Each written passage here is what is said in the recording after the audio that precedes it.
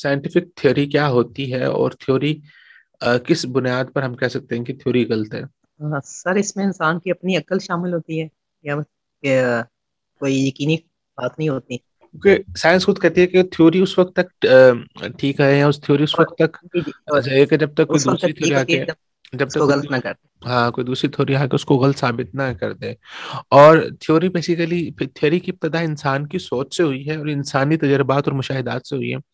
سو انسان خود بھی کامل اور مکمل نہیں ہے، تو انسان سے پیدا ہونے والے نظریات اور اس کے تجربات اور مشاہدات میں بھی غلطی کا امکان پوری طرح سے موجود ہے. اور یہ ایک ثابت شدہ حقیقت ہے کہ ماضی میں بہت سی ایسی تھیوری ہیں جو ایک سائنٹیفک فیکٹ سمجھی جاتی تھی، لیکن جیسے جیسے انسان نے ترقی کی تو اس کے پاس چیزوں کو جانچنے کے، چیزوں کو ماپنے کے، چیزوں کو بھانپنے کے نئے سے نئے طریقہ کار اس کے سامنے آئے.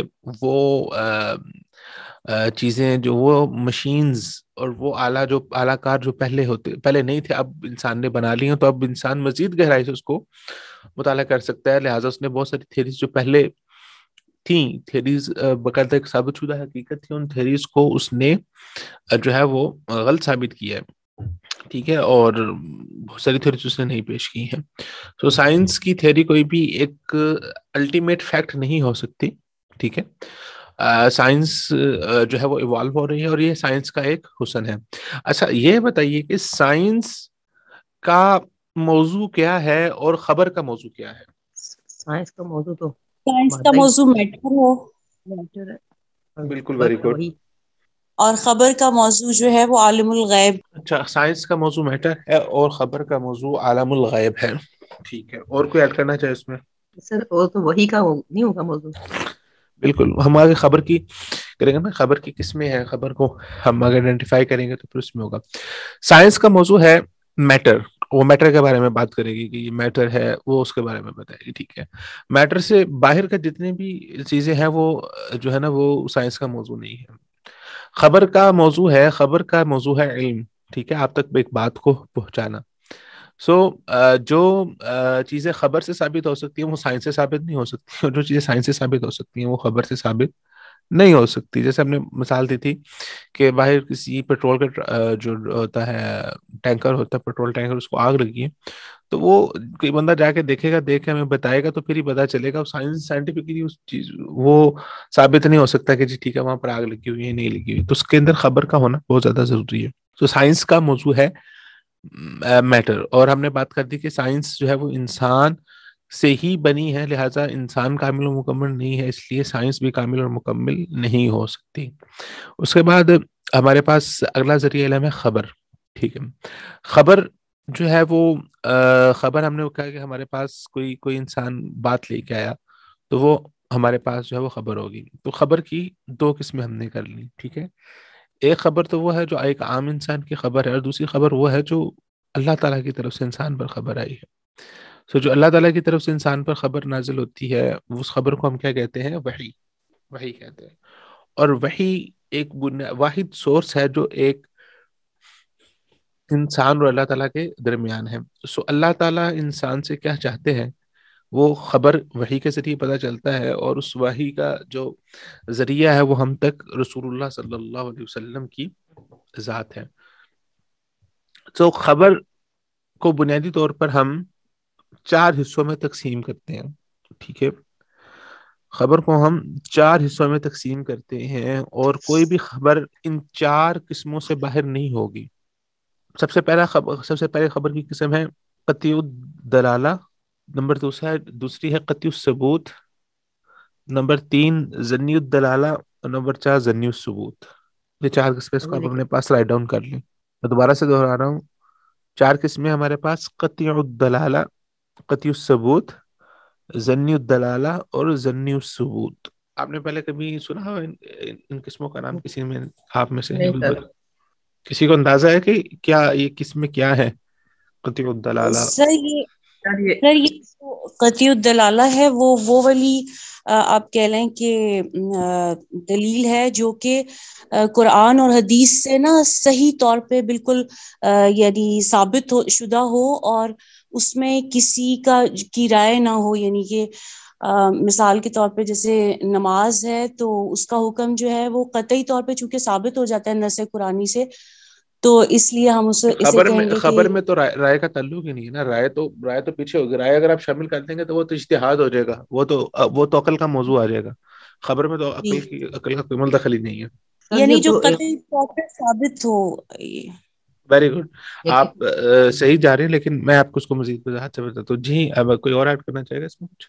سر یہی بات تھی کہ جو قطعی طور پر ثابت ہو، یعنی کہ اس میں ٹھیک آپ ہے. اوکے. اچھا یہ جو موضوع ہے نا، قطعی الدلالہ، قطعی الثبوت، ظنی الدلالہ، ظنی الثبوت، یہ بنیادی طور پر اصول حدیث اور اصول فقہ کا موضوع ہے. لیکن کیونکہ ہم یہاں پر خبر کو ڈسکس کر رہے ہیں تو لہٰذا جو ہے وہ ہمیں اس کے بارے میں پتہ ہونا ضروری ہے، کیونکہ یہ بنیادی طور پر خبر کے یقین کے اوپر یا خبر کے استدلال کے اوپر آپ کو ان دونوں چیزوں کا بہت زیادہ فائدہ ہوگا. ٹھیک ہے. سو قطعی الدلالہ، قطعی اردو زبان میں بھی استعمال ہوتا ہے جسے ہم قطعیت کہتے ہیں. قطعیت کا کیا مطلب ہوتا ہے؟ حتمی ہونا کسی چیز کا. تو یار یہ بات قطعی ہے، یہ بات حتمی ہے، پھر اس کے بعد اس میں کوئی شک کی گنجائش نہیں ہے. یہ بالکل ٹھیک اور درست ہر لحاظ سے بات ہے. تو قطعی کا مطلب قطعیت ہوگا جو کہ اردو میں استعمال ہوتا ہے، اور دلالہ کا مطلب ہوتا ہے کسی چیز کا دلالت کرنا کسی بات پر. مثال کے طور پہ الحمدللہ رب العالمین، تمام تعریفیں اللہ کے لیے ہیں جو تمام جہانوں کا پالنے والا ہے. اب یہ آیت کس بات پر دلالت کر رہی ہے؟ جی بتائیے. یہی کہ سر اللہ تعالیٰ پالنے والا ہے تمام جہانوں کا، یعنی کہ اللہ تعالیٰ یہ دلیل ہے، یہ دلیل اور ثبوت ہے اس بات کا. اسے قطعی الدلالہ جو ہے نا اسے قطعی الثبوت بھی کہتے ہیں. ٹھیک ہے، قطعی الثبوت بھی کہتے ہیں. یہ دلیل ہے اس بات کی کہ اللہ تعالیٰ رب العالمین ہے. ٹھیک ہے، تو یہ ہوگی دلالت، آیت کی دلالت ہوگی. تو کوئی بھی لفظ یا کوئی بھی خبر اس کی دلالت ہوتی ہے. ٹھیک ہے. تو قطعی الدلالہ کا مطلب یہ ہے کہ آپ آ کر اتنی حتمی خبر دیں کہ جس کی دلالت میں کسی قسم کا کوئی شک و شبہ نہ ہو. مثال کے طور پہ آپ نے کہا کہ جی کل ہفتے کے دن دوپہر 11 بجے فلاں چوک پر فلاں آئل کے ٹینکر کو آگ لگی. ٹھیک ہے. اب یہ خبر، اس کے اندر کوئی شک کی گنجائش موجود ہے؟ نہیں، بالکل نہیں ہے، کیونکہ یہ قطعی الدلالہ ہے. ٹھیک ہے. اور ظنی الدلالہ کیا ہے؟ ظن کسے کہتے ہیں؟ جس میں ظن ہو، گمان ہو. ٹھیک ہے. اگر اسی خبر کو ہم کرتے ہیں کہ آپ یہ کہتے ہیں کہ میرا خیال ہے کہ کل جب میں وہاں سے گزرا تھا تو مجھے دھواں محسوس ہوا تھا، تو شاید وہاں پر آگ لگی ہو سکتی ہے، اور وہ آگ کسی ٹینکر کو لگی ہو سکتی ہے. تو یہ دوسری خبر، یہ کیا ہو گئی سر؟ یہ ظن الدلالہ ہے، یہ ظنی الدلالہ ہو گئی. Very good. تو پہلی تھی قطعی الدلالہ اور دوسری تھی ظنی الدلالہ، جس کی دلالت میں کسی قسم کا کوئی شک ہو سکتا ہے. ٹھیک ہے. تو قطعی الدلالہ اور ظنی الدلالہ یہ بنیادی موضوع ہے علم اصول فقہ کا، کہ کوئی بھی آیت یا کوئی بھی قرآنی آیت یا کوئی بھی حدیث جس مسئلے کے اوپر وہ دلالت کر رہی ہے، کیا وہ قطعی الدلالہ ہے یا وہ ظنی الدلالہ ہے، اس میں کسی قسم کا اور گمان موجود ہے. قرآن مجید کے بارے میں آپ کا کیا خیال ہے کہ قرآن مجید قطعی الدلالہ ہے یا ظنی الدلالہ ہے؟ قطعی الدلالہ ہے. اور یہ بتائیں، سوچے تھوڑا سا. قطعی الدلالہ اور ثبوت دلالت، قطعی ثبوت، سب کو یہ لگتا ہے کہ قطعی الدلالہ؟ یہ ساتھ ایسے ہی لگتا ہے، یہی ہے. اور اس میں تو ظن کی گنجائش ہی نہیں ہے. اچھا، قرآن مجید جو ہے وہ قطعی الدلالہ نہیں ہے، وہ ظنی الدلالہ ہے. کئی آپ میں سے میری اس بات سے اتفاق کرتے ہیں؟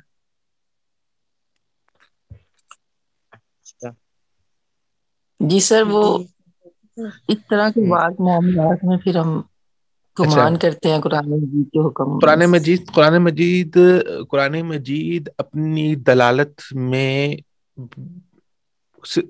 میں وحی کی بات نہیں کر رہا، میں قرآن مجید کی بات کر رہا ہوں. قرآن مجید، یہ تھوڑی سی گہری بات ہے، اس کو آپ نے سمجھنا ہے.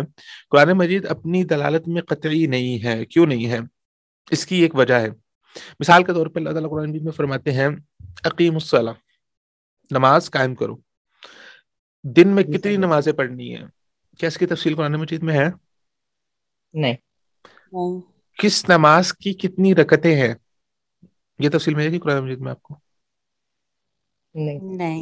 کون سی نماز پہلے پڑھنی ہے، کون سی بعد میں پڑھنی ہے، پہلی رکعت میں کیا پڑھنا ہے، دوسری رکعت میں کیا پڑھنا ہے، تیسری رکعت میں کیا پڑھنا ہے، تو یہ ساری تفصیلات آپ کو قرآن مجید میں نہیں ملیں گی. اس کے بعد سورۃ الطلاق کے اندر اللہ تعالیٰ فرماتے ہیں وَلِلْمُطَلَّقَاتِ يَتَرَبَّصْنَ بِأَنفُسِهِنَّ ثَلَاثَةَ قُرُوء.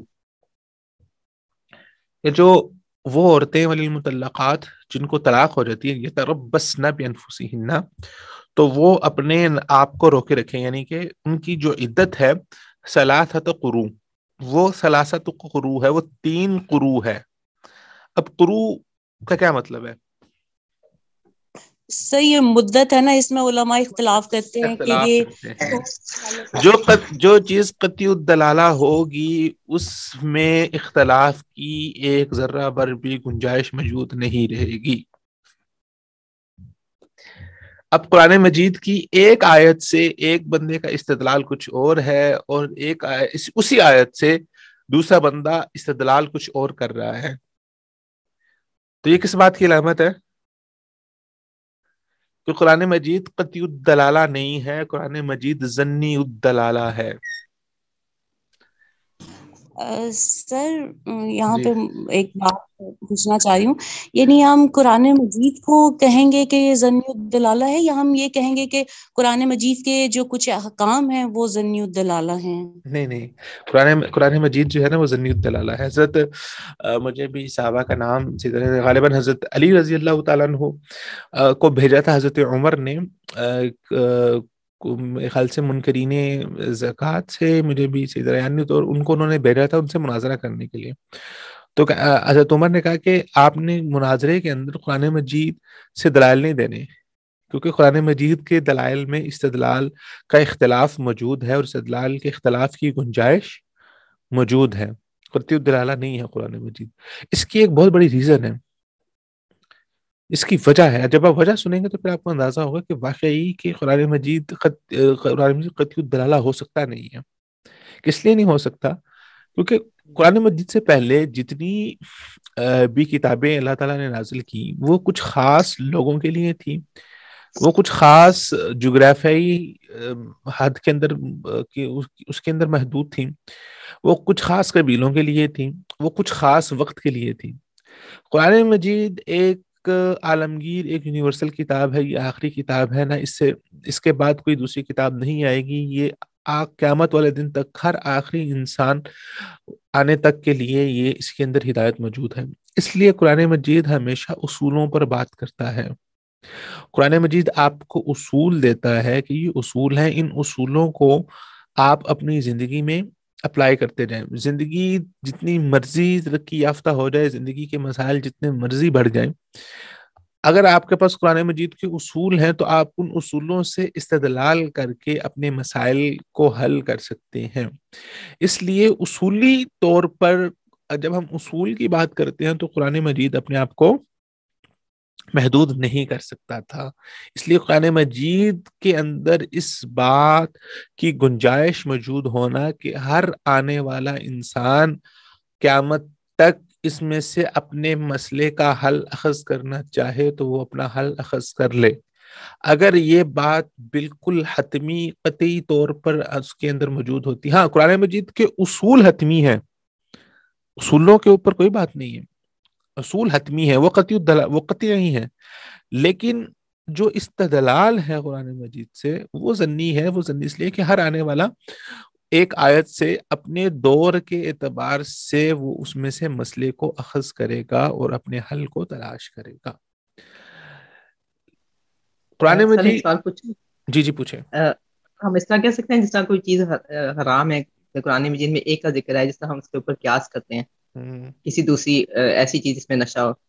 صحیح. تو یہ مطلب وہ قطعی حکم تو ایک شراب کے بارے میں آیا ہے، صحیح، لیکن اس کے اوپر ہم جتنی چیزیں جو ہے نا اس کے اوپر بیس کر رہے ہیں، قیاس کر رہے ہیں، بالکل تو وہ بھی اسی چیز میں آئے گا. بالکل وہ بھی قطعیت کے اندر نہیں ہے. وہ ہم نے قرآن میں اللہ تعالیٰ فرماتے ہیں لا تقربوا الصلاۃ وانتم سکارى، کہ اور اسی طرح انما الخمر والمیسر والانصاب والازلام رجس من عمل الشیطان فاجتنبوه لعلکم، تو اللہ تعالیٰ نے بتا دی. تو وہ شراب ہے، شراب نشاور چیز ہے، اور نشاور چیز میں جو وہ علت جس حکم میں پائی جائے گی اس کا حکم وہی ہوگا جو شراب کا حکم ہے. تو یہ اس طرح سے ہم اس کو استدلال کر رہے ہوتے ہیں. اچھا، لیکن اس کا یہ مطلب نہیں ہے کہ قرآن مجید کے جو اصول ہیں وہ قطعی نہیں ہے.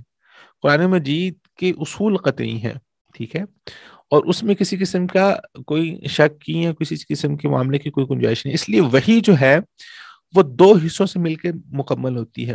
وہی جو خبر ہے وہ قرآن اور قرآن مجید کی تفصیل کس میں ہے؟ حدیث میں، حدیث سنت میں ہے، سنت میں ہے. تو حدیث اور سنت ملے گی تو وہی مکمل ہوگی.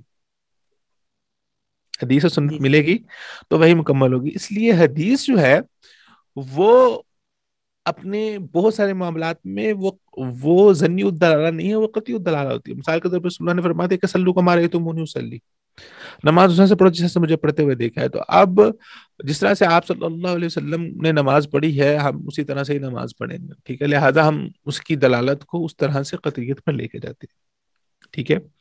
تو دلالت کا قطعی اور ظنی ہونا کوئی اتنی بڑی بات نہیں ہے. لیکن کیا یہ خبر دوسری جو ہمارے پاس قسم تھی، اچھا قرآن مجید ہم نے ایک بات تو کر لی کہ قرآن مجید ظنی الدلالہ ہے، لیکن کیا ثبوت قرآن مجید قطعی الثبوت ہے یا ظنی الثبوت ہے؟ قطعی الثبوت ہے. کیوں؟ کیونکہ سر قرآن مجید سے جس آیت پہ بھی یا جو بھی ادھر سے ہم مثال کریں گے وہ قطعی ہوتی ہے. نہیں دیکھیں،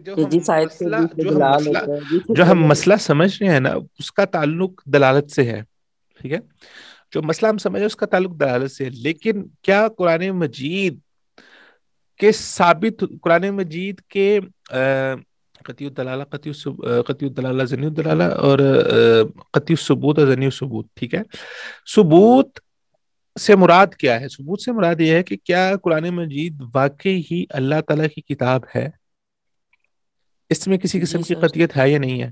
یہ تو قطعی بات ہے. اور قطعی الثبوت کا مطلب یہ ہے کہ قرآن مجید جب ہم نے یہ بات مان لی کہ ایک ایک آیت اللہ تعالیٰ کی طرف سے نازل ہوئی ہے تو اس میں کسی قسم کے شک کی کوئی گنجائش نہیں ہے، لہٰذا قرآن مجید جو ہے وہ قطعی الثبوت ہے. حدیث قطعی الثبوت ہے ظنی الثبوت ہے؟ ظنی الثبوت ہے. حدیث اس کے بارے میں لوگ کہتے ہیں ظنی الثبوت ہے، لیکن ہم حدیث جو حدیث صحیح ثابت ہو جائے ہم کہتے ہیں وہ حدیث بھی قطعی الثبوت ہے، ٹھیک ہے. اس مسئلے کو تھوڑا سا میں اور کھولتا ہوں آپ کے سامنے، تھوڑا سا اور گہرائی میں لے کے جاتا ہوں، پھر آپ کو اس سے تھوڑا سا اندازہ ہوگا. ہم اسی مثال کو لیتے ہیں جو ہمارے پاس ٹینکر کی مثال تھی. آپ گھر میں بیٹھے اور ایک بندہ باہر سے آیا اور اس نے آ کے کہا کہ جی باہر جو ہے نا وہ فلاں چوک پر آئل ٹینکر کو آگ لگی ہے اور اس کے اندر جو ہے نا وہ اس حادثے میں اتنے لوگ جو ہے نا وہ زخمی ہو گئے اور اتنے لوگ جو ہے وہ جو ہے فوت ہو گئے. اب یہ خبر آپ کے پاس آئی، کیا اس خبر کے سچ اور جھوٹ ہونے کا احتمال موجود ہے یا نہیں؟ جی ہاں ہے سر. بالکل، سچ بھی ہو سکتے ہیں جھوٹ بھی ہو سکتے ہیں. اچھا بیٹھے تھے آپ تو دوسرا بندہ بھی آیا اور اس نے بھی آ کے سیم بات بتائی کہ جی فلان جگہ پر آگ لگ گئی ہے. کیا اب بھی سچ اور جھوٹ ہونے کا احتمال ہے یا نہیں؟ اب کم ہو گیا نا، کم ہو گیا. Very good very good very good, بہت اچھی بات کی آپ نے. احتمال موجود ہے لیکن احتمال کم ہو گیا کیونکہ آپ کو دوسری طرف سے اس کی بھی آپ کو اس کا شاہد مل گیا ہے جو اس کی بات کی تائید کر رہے ہیں. اسی طرح تھوڑی دیر ہوتی ہے کہ آپ کا موبائل بجنا شروع ہو جاتا ہے، باہر سے آپ کے کوئی رشتے دار ہوتے ہیں وہ آپ کو کال کرنا شروع کرتے ہیں، یار ہم نے خبر میں دیکھا ہے کہ آپ کے گھر کے پاس جو ہے نا وہ آئل ٹینکر کو آگ لگی ہے، تو آپ لوگ صحیح سلامت ہے، درست ہے. تو اب کیا ہوگا؟ اب کیا اس میں احتمال موجود رہے گا یا نہیں؟ اب نہیں ہوگا نا، پھر بھی احتمال رہ سکتا ہے. مزید یقین حاصل ہو گیا ہے، ٹھیک ہے، اس خبر کے قطعی ہونے میں، اس خبر کے قطعی ہونے میں، قطعی ثبوت ہونے میں مزید آپ کو یقین حاصل ہو گیا. لیکن ممکن ہے کہ ہو سکتا ہے کہ یہ دونوں ملے ہوں اور یہ دونوں مل کے انہوں نے جو آپ کے رشتے دار ان سے بھی فون پہ بات کی ہو اور آپ سے مل کے کوئی پرینک کر رہے ہوں. امکان پھر بھی موجود ہے. چوتھی چیز، آپ نے ٹی وی اوپن کیا، ٹی وی اوپن کرنے کے بعد جب آپ نے دیکھا تو وہاں پر اخبار جو ٹی وی کا نمائندہ پہنچا ہوا ہے اور وہ اپنے کیمرے سے دکھا رہا ہے اور آپ نے ٹی وی پہ سامنے دیکھ لیا، اب یہ بات بالکل قطعی ثبوت ہو گئی کہ واقعی طور پر جو ہے وہ باہر چوک کے اندر ٹینکر الٹا ہے اور اس کو آگ لگی ہے. سو ایک بندے کی خبر پر ہو سکتا ہے کہ آپ یقین نہ کریں، لیکن جب 4 5 6 7 8 9 10 لوگ مل جاتے ہیں تو آپ اس بندے کی خبر پر یقین کر لیتے ہیں. ٹھیک ہے. اب ایک تو عام آدمی، دوسرا یہ ہے کہ آپ کے والد صاحب آتے ہیں اور والد صاحب آ کے آپ کو بتاتے ہیں کہ جی فلان جگہ پر آگ لگی ہوئی ہے، تو کیا آپ والد صاحب کی بات پر یقین کر لیں گے یا نہیں؟ جی سر یقین کر لیں گے نا، کیونکہ ایک رویے کا پتہ ہوتا ہے کہ بعض دفعہ پتہ ہوتا ہے کہ آپ کو پتہ ہے یار ہمارے والد مذاق کر رہے ہیں تو آپ کہتے ہیں یار مذاق نہ کریں. بعض دفعہ پتہ ہوتا ہے کہ یار یہ بندہ مذاق کرنے والا نہیں ہے، یہ سیدھی بات کرتا ہے اور اس کی ایک ریپوٹیشن ہے، تو لہٰذا وہ بعض دفعہ ایسا ہوتا ہے کہ ایک بندے کے کہنے کی بنیاد کی وجہ سے بھی آپ کو یقین حاصل ہو جاتا ہے. ٹھیک ہے. بعض دفعہ 3 لوگوں کے کہنے کی وجہ سے یقین حاصل ہوتا ہے، بعض دفعہ 4 لوگوں کے کہنے کی وجہ سے یقین حاصل ہوتا ہے، بعض دفعہ ایسا ہوتا ہے کہ اس سے بھی زیادہ لوگوں کے کہنے کی وجہ سے یقین حاصل ہوتا ہے. تو جب آپ کو یقین آ جائے گا کسی بات پر کہ یہ بات بالکل سچی ہے تو اس وقت وہ بات کیا ہو جائے گی؟ قطعی ثبوت ہو جائے گی. اور جب تک وہ یقین حاصل نہیں ہوگا اس وقت تک وہ کیا ہوگی؟ ظنی ثبوت ہوگی. ٹھیک ہے. سو قرآن مجید جو ہے وہ قرآن مجید قطعی ثبوت کیوں ہے؟ میں آپ کی بات کیوں مانوں؟ مجھے دلیل دیں. میں ایسے مانوں آپ کی بات کہ یہ قرآن مجید تو حق ہے، لیکن یہ قرآن جو آپ ایک جلد کے اندر میرے سامنے پیش کر رہے ہیں، میں کیسے مان لوں کہ یہ وہی قرآن ہے جو اللہ تعالیٰ نے آپ صلی اللہ علیہ وسلم پر نازل کیا تھا؟ بتائیں. یہ سارے اعتراضات جو ہے نا وہ ملحدین کی طرف سے کیے جاتے ہیں، لہٰذا ان کے اصول اور ان کی بیسس کا پتہ ہونا آپ کو بہت زیادہ ضروری ہے کہ ہم قرآن مجید، یہ جو قرآن ہمارے پاس موجود ہے، ہم اس کو کیوں جو ہے نا وہ وہی قرآن مانتے ہیں جو رسول اللہ صلی اللہ علیہ وسلم پر نازل ہوا تھا. سر اس کی حفاظت کا ذمہ اللہ تعالیٰ نے لیا تھا نا، اور یہ سینہ بسینہ محفوظ آ رہا ہے. مطلب وہ بھی میں کہوں گا کہ وہ بھی آپ اسی قرآن مجید سے ہی مجھے بتا رہے ہیں، تو میں تو اس قرآن مجید کے اوپر ہی بات کروں کہ آپ نے کہا کہ جی اس قرآن میں لکھا ہوا ہے کہ اِنَّا نَحْنُ نَزَّلْنَا الذِّكْرَ وَإِنَّا لَهُ لَحَافِظُونَ، تو میں کروں کہ یہ جو قرآن آپ نے پکڑا ہوا ہے، مجھے پہلے یہ تو بتائیں کہ یہ وہی قرآن ہے جو رسول اللہ صلی اللہ علیہ وسلم پر نازل ہوا ہے. میں کیسے مان لوں کہ یہ وہ اس میں رد و بدل نہیں ہوا؟ سر اس کے جو نسخے ہیں قدیم، ان کے ساتھ جب اس کو میچ کرتے ہیں تو وہ اس میں زیر زبر کا فرق نہیں ہے، یعنی کہ زیر زبر تو خیر اس وقت ہوتا نہیں تھا، لیکن یہ کہ کوئی فرق نہیں ہے. تو ایک تو یہ بھی ہے بات. چلے ایک بات ہوگی، لیکن مجھے سے یقین حاصل نہیں ہو رہا. ہو سکتا ہے کہ وہ جو نسخہ ہے وہ بھی ٹیمپرڈ ہو. قرآن مجید کے ثابت ہونے کے لیے 3 شرائط ہیں. ٹھیک ہے، یہ لکھیں آپ اپنے پاس. قرآن مجید 3 شرطوں سے ثابت ہوتا ہے. سب سے پہلی شرط یہ ہے کہ قرآن مجید کو نقل کرنے والے جو لوگ ہیں، جس روایت سے یا سند سے وہ نقل ہو کے آ رہا ہے، وہ متواتر ہونی چاہیے. ٹھیک ہے. نمبر 2، وہ کسی عربی وجہ کے خلاف نہیں ہونی چاہیے. سوری سر، یہ دوبارہ دہرا دیں. عربی اصول کے خلاف نہیں ہونی چاہیے. اور نمبر 3 یہ ہے کہ وہ جو حضرت عثمان رضی اللہ تعالیٰ عنہ نے مصحف لکھے تھے، ان مصحف کے مطابق ہونے چاہیے، کیونکہ آپ کو پتہ ہے کہ قرآن مجید کی مختلف قراءات ہے. جی سر. جیسے سبا قراءت، الحمدللہ رب العالمین الرحمن الرحیم مالک یوم الدین اور ملک یوم الدین. تو اس میں جو سب سے پہلی شرط ہے نا کہ قرآن مجید تواتر سے ثابت ہے. آپ میں سے کسی نے اصول حدیث پڑھی ہوئی ہے؟ اوکے، انشاءاللہ آپ پڑھیں گے، اپنے آگے پڑھیں گے تو آپ انشاءاللہ مزید وہاں پر ڈیٹیل سے ان چیزوں کو پڑھیں گے. تو متواتر اور تواتر کیا ہوتا ہے، کوئی بتائے گا؟ سر جو حدیث کی روح سے ہم نے پڑھا تھا تو اس میں یہی ہے کہ اتنے لوگوں سے وہ خبر پہنچی ہو کہ جن کا جھوٹ پر اکٹھے ہونا ممکن نہ ہو. Very good. تواتر کا تعلق خبر کے ساتھ ہے. ٹھیک ہے. تو ایک خبر آپ کے پاس پہنچی ہے اور اس خبر کے اندر اتنے زیادہ لوگ اس کو بیان کرنے والے ہیں، اور ہر طبقے میں اتنے زیادہ لوگ بیان کرنے والے ہیں کہ جن کا جھوٹ پر اتفاق کر لینا عادتاً محال ہے، کہ ممکن ہی نہیں ہے کہ ان لوگوں نے جھوٹ پر اتفاق کر لیا ہو. ٹھیک ہے، جیسے میں نے آپ کو کہا کہ آپ نے جو ہے نا وہ نیوز چینل بھی دیکھ لیا، اچھا نیوز چینلز میں آپ نے ڈفرنٹ نیوز چینلز بھی دیکھ لیے، وہ ہلے کے اندر بھی دیکھ لیا. اب ممکن نہیں ہے کہ اس کے اندر کوئی جھوٹ ہو سکتا ہے. ٹھیک ہے، یہ ممکن نہیں ہے کہ اس بات کے اندر کوئی ٹیمپر ہو سکتا ہے. تو قرآن مجید ہم تک تواتر سے ثابت ہے. ٹھیک ہے، کوئی خبر، اچھا ایک خبر تو وہ ہے جو ہمارے پاس ہماری جنریشن کی ہے. پاکستان کیسے بنا؟ آپ میں سے کسی نے اپنی آنکھوں سے دیکھا ہے پاکستان کو بنتے ہوئے؟ نہیں سر، ہم نے نہیں دیکھا. لیکن پاکستان کیسے بنا تھا پتا ہے نا آپ کو؟ تو پتہ ہے کیسے پتا ہے آپ کو؟ سر یہی خبر ہے. آپ کو آپ کے بڑوں نے، آپ کے جو دادا ہیں پردادا ہیں، وہ ان لوگوں نے دیکھا تھا، تو ان لوگوں نے بیان کیا کہ ہم اس طرح سے وہاں سے پاکستان انڈیا سے ہجرت کر کے آئے، تو انہوں نے بتایا. تو یہ خبر ہماری جنریشن کی نہیں ہے، یہ خبر ہم سے اوپر والی جنریشن کی ہے. تو اوپر والی جنریشن نے ہم تک خبر دی، اور ہم آگے اپنے بچوں کو خبر دیں گے.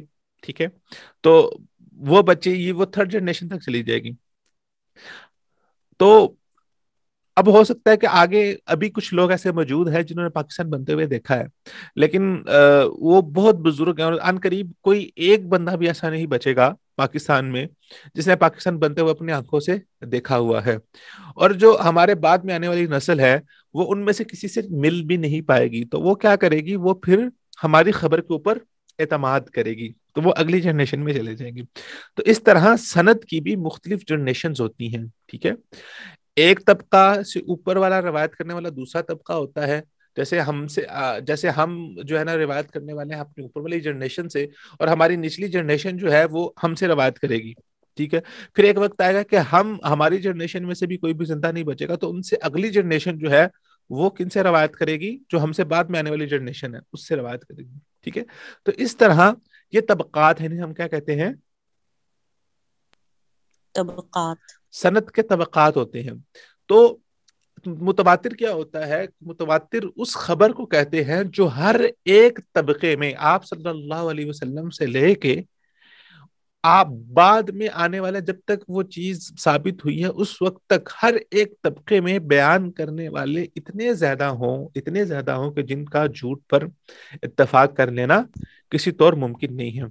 تو سب سے پہلا طبقہ ہمارے پاس کون سا ہے سند کا؟ بتائیے.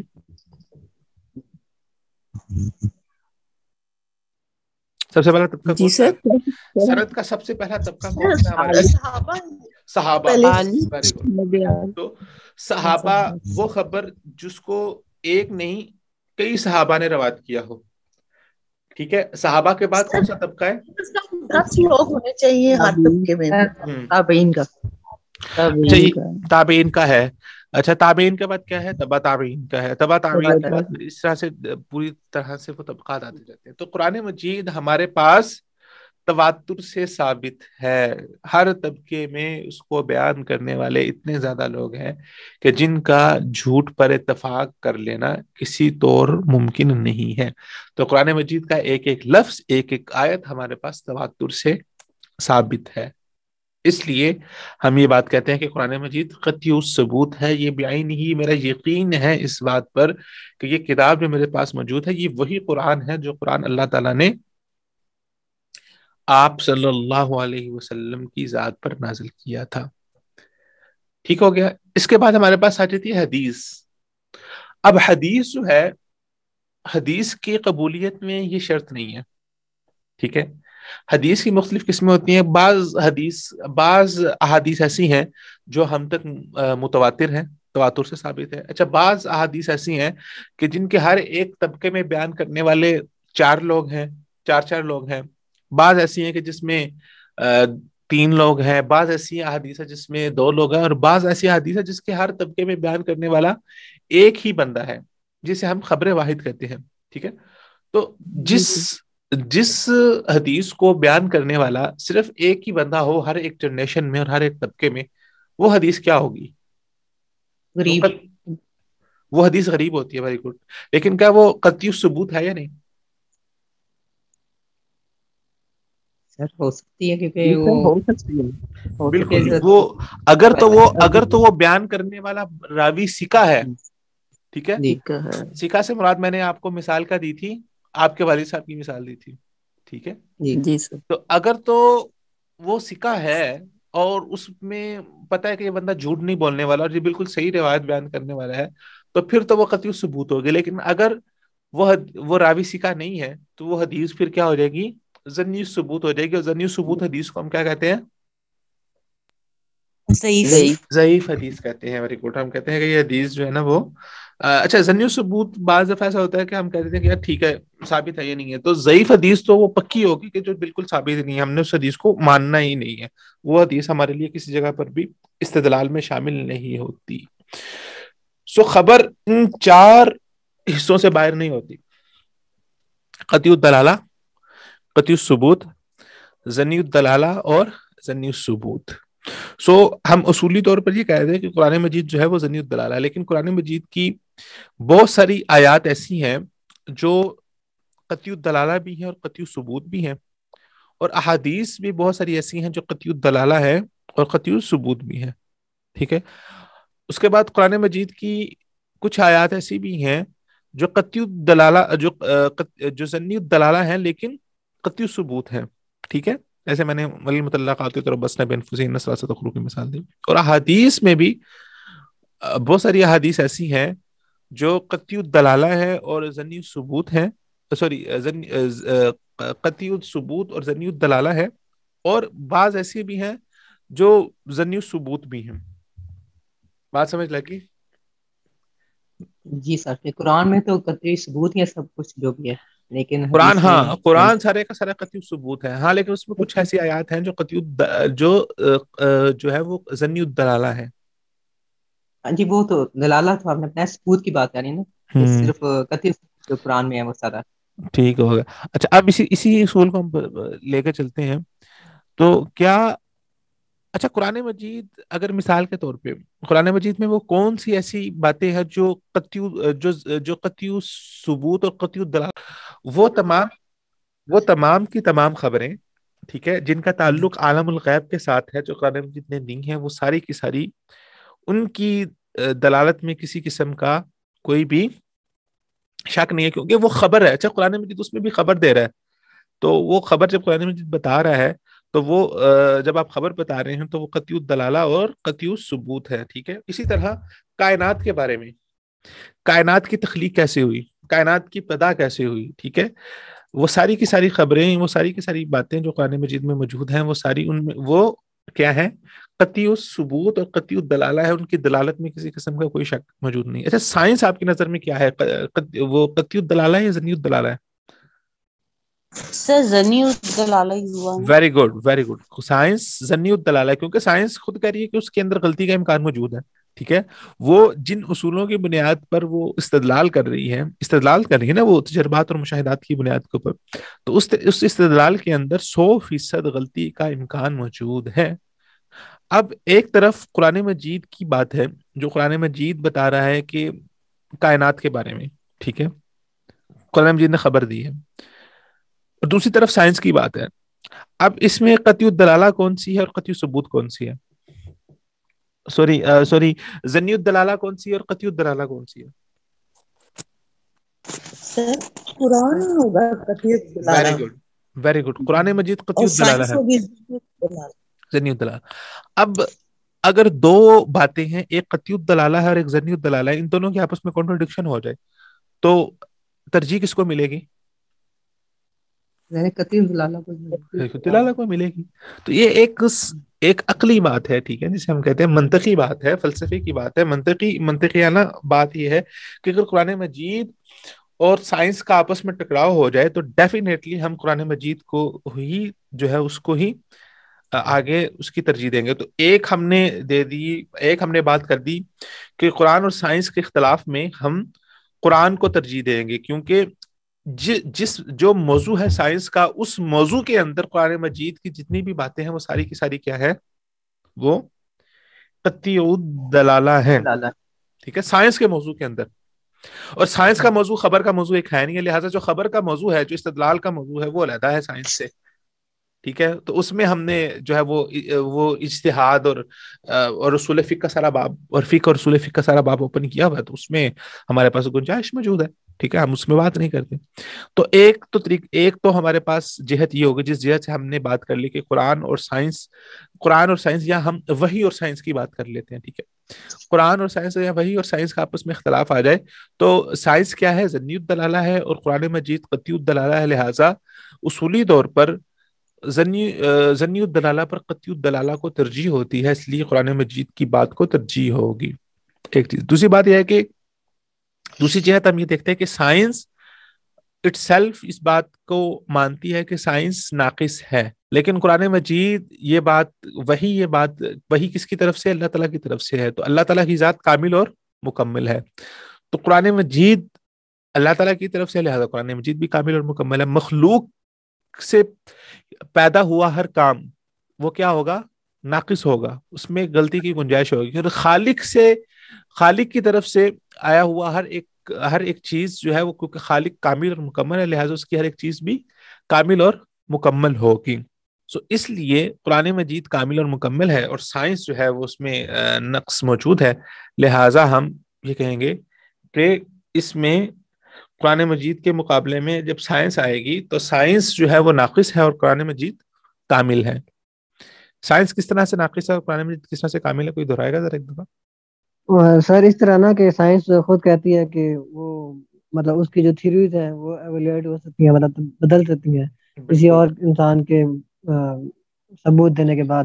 سائنس کا موجود انسان ہے, اور انسان جو ہے وہ کامل مکمل نہیں ہے. جی سر. اور قرآن مجید کس کا ہے, وہ اللہ تعالیٰ کی طرف سے ہے. ٹھیک ہے, وہ اللہ تعالیٰ کا کلام ہے. تو قرآن مجید اللہ تعالیٰ کا کلام ہے. جب اللہ تعالیٰ جو ہے وہ منزہ من کل عیب, ہر عیب سے پاک ہے, تو اللہ تعالیٰ کا کلام بھی ہر عیب سے پاک ہے. لہذا اس میں غلطی نہیں ہو سکتی. غلطی انسانوں سے ہوتی ہے, خالق سے نہیں ہوتی. غلطی کس سے ہوتی ہے, مخلوق سے ہوتی ہے, خالق سے غلطی نہیں ہوتی. تو اس لیے قرآن مجید اپنی جگہ پر ثابت ہے اور وہ ثابت رہے گا. سائنس جو ہے وہ بدلتی ہے اور بدلتی رہے گی, بدلی بھی ہے اور بدلتی رہے گی. لہٰذا ایک وہ چیز جو ثابت ہے اپنی جگہ پر, اور ایک وہ چیز جو کنسسٹنٹ تبدیل ہوتی آ رہی ہے, اس میں سے ہم ہمیشہ قرآن مجید کو ہی ہم ترجیح دیں گے. اچھا, قرآن مجید کا موضوع سائنس نہیں ہے, یہ بھی ایک بات آپ سمجھ لیں. قرآن مجید کوئی سائنس کی کتاب نہیں ہے. ہاں, قرآن مجید میں کچھ ایسی چیزیں ہیں جو کائنات سے متعلق اللہ تعالیٰ نے بتائی ہیں. وہ کس لیے اللہ تعالیٰ نے بتائی ہیں, تاکہ انسان ان کو پر غور و فکر کر کے اپنی اصلاح کرے. تو وہ انسان کی جو ہے نا تفکیر اور تذکیر کے لیے ہے. قرآن مجید بنیادی طور پر جو ہے نا وہ قرآن مجید کا موضوع کیا ہے, انسان تو ہے ہی ہے, اور آپ نے پہلے بتایا تھا علم الغیب کے بارے میں بھی بات کرے گی. لیکن اصل جو قرآن مجید کا جو مقصد ہے نا, وہ مقصد یہ ہے ہدی للمتقین. Very good.